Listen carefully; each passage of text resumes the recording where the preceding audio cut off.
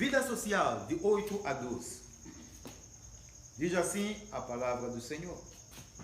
E finalmente, sede todos de um mesmo sentimento, compassivos, amando os irmãos, entranhavelmente misericordiosos e afáveis, não tornando mal por mal, ou injúria por injúria, antes pelo contrário bendizendo, sabendo que para isto foste chamados, para que por herança alcanceis a bênção. Amém. Os cristãos devem ser todos do mesmo ânimo, do mesmo sentimento. Deus não se agrada de divisões. Há muita tendência de nós fazermos grupinhos dentro da igreja, separarmos-nos. Mas a Bíblia diz que nós devemos ser unidos de um mesmo sentimento. Devemos nos amar com um amor fraternal, um amor de irmãos. Amém? Eu vou voltar a falar de amor aqui. Por quê? Muitas pessoas pensam que amor é aquilo que existe entre um homem e uma mulher. Mas há um amor mais profundo do que esse. O amor fraternal. Aquele amor que vai mover você a não tornar mal por mal, a não tornar injúria por injúria, porque você sabe que é teu irmão. A Bíblia diz que o amor encobre as nossas transgressões. Aleluia. O amor é capaz de fazer isso. O amor age como extintor onde há incêndios. Porque ele fala mais alto. Mas quando nós não temos amor, acabamos tendo o quê? Fações, grupinhos. Aleluia. Sabendo que para isto fostes chamados, para que por herança alcanceis a bênção. Para que fomos chamados? Para sermos de um mesmo sentimento,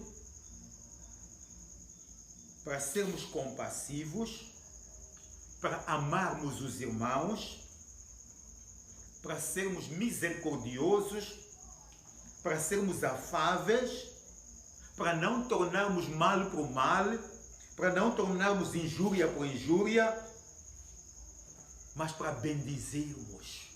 Aleluia. Para isto nós fomos chamados. Se nós estamos na casa de Deus e estas coisas voltam-se a ver em nossas vidas, significa que nós sabemos para que fomos chamados. Porque Deus nos chamou para a santificação, para nós nos separarmos do mundo, para sermos dele somente, para obedecermos a sua palavra, para fazermos aquilo que é a vontade de Deus. Aleluia. É preciso percebermos a palavra de Deus. É preciso percebermos aquilo que é a vontade de Deus para a nossa vida, para podermos melhorar a nossa vida. Em 1 Coríntios 12, verso 26, a Bíblia diz o seguinte, 26, de maneira que, se um membro padece, todos os membros padecem com ele. E se um membro é honrado, todos os membros se regozijam com ele. Aleluia. Isso significa que quando um membro sofre, quando alguém sofre, nós todos sofremos com ele. Quando alguém é honrado no nosso meio, nós todos nos regozijamos com essa pessoa. Mas, se quando alguém é honrado, você sente-se mal, sente inveja, você não foi chamado. Não está a par daquilo para que foi chamado. Amém. Precisamos de compartilhar. Vamos ler 11, 12. Ou 10 a 12. Porque quem quiser amar a vida e ver os dias bons, refreie a sua língua do mal, e os seus lábios não falem engano. Atenção. Aquele que quiser amar a vida e ver os bons dias, a Bíblia diz, refreie a sua língua do mal, e os seus lábios não falem engano. A língua é uma coisa difícil de nós controlarmos. A língua é uma coisa muito perigosa. É um membro do nosso corpo que é muito pequeno, mas muito perigoso. A língua destrói, a língua constrói. Aquilo que nós falamos. E quantas vezes não medimos as nossas palavras? Falamos sem medir a nossa língua.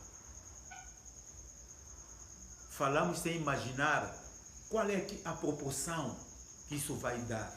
É como alguém que pega no fósforo e acende um palito e lança para uma mata. A mata vai pegar fogo, vai criar queimadas descontroladas. Hectares e hectares vão queimar. Por quê? Porque lançou um palito só. Não foi muito fogo que a pessoa lançou na terra. Não. Lançou um palito aceso e apanhou o capim e pegou fogo. E criou a queimada. Vai queimar casas, vai queimar gado, vai queimar tudo que apanhar lá à frente. Mas veja com um palitozito pequenino que você acendeu e lançou. A língua é como isto. Nós temos que controlar a nossa língua. Nós temos que usar positivamente a nossa língua.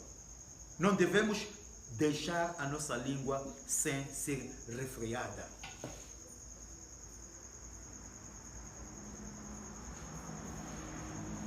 Temos que ter cuidado com a nossa língua. Vamos ler Tiago 3, verso 8 a 12. Tiago 3, verso 8 a 12.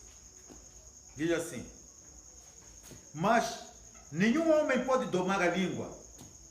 É um mal que não se pode refrear.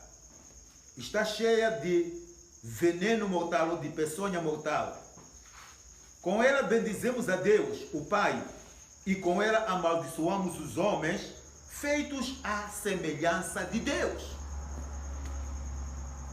Com a mesma língua, nós bendizemos a Deus. Nós louvamos a Deus. Com a mesma língua, nós amaldiçoamos aqueles que foram criados à imagem de Deus. Quando nós fazemos isso, nós acabamos amaldiçoando ao próprio Deus que criou essa pessoa. A língua tem que ser refreada, a língua tem que ser controlada, a língua não pode dizer tudo que vem à sua cabeça e você expressar.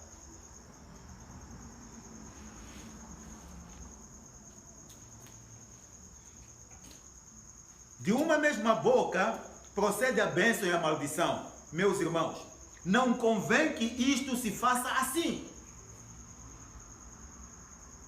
De uma mesma boca nós abençoamos e nós maldizemos.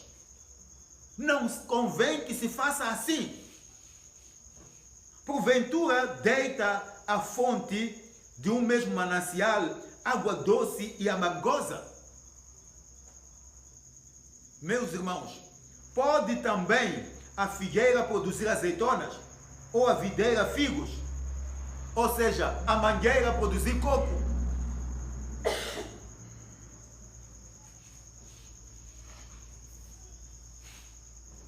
Alguma vez vimos isso?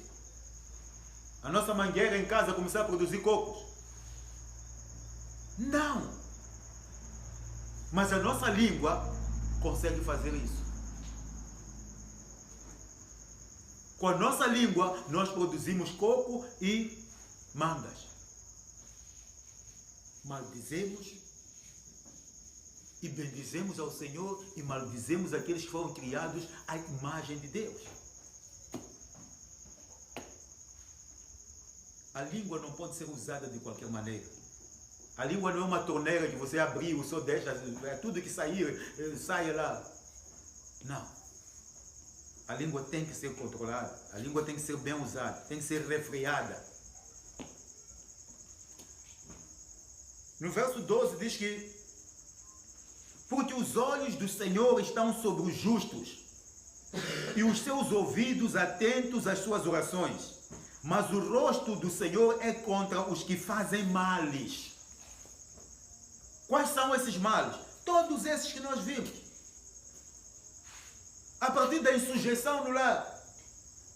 A partir de não haver entendimento no lar. São males esses.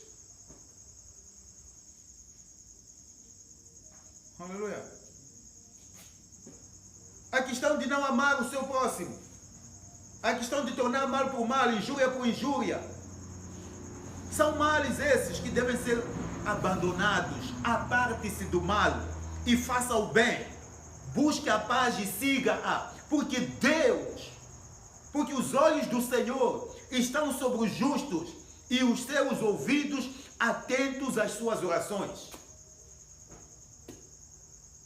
Mas o rosto do Senhor é contra os que fazem males. Isaías 59, verso 1 e 2. Diz que os vossos pecados fazem divisão entre vós e o vosso Deus. O mal é pecado.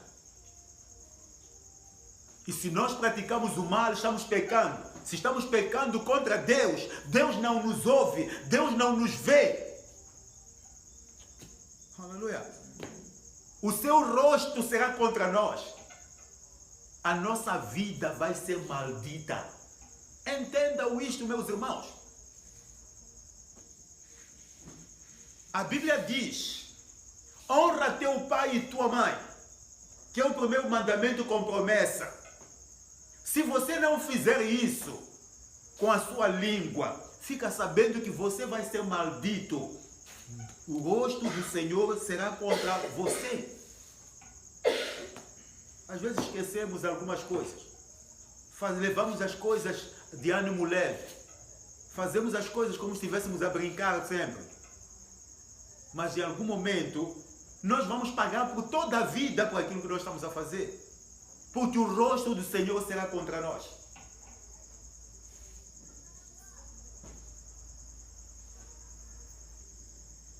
Amém. É preciso nós repensarmos no nosso comportamento, repensarmos em como usamos a nossa língua, que palavras nós falamos antes de falar. Você precisa de pensar o que eu quero dizer. A Bíblia diz que é melhor o tolo que se cala do que aquele que fala muito. Aleluia. Porque aquele que fala muito tropeça no seu falar. Mas aquele que se cala aprende. Quando está em silêncio, ele aprende alguma coisa. Aleluia. Então não é só falar que nos constrói. É preciso perceber isto.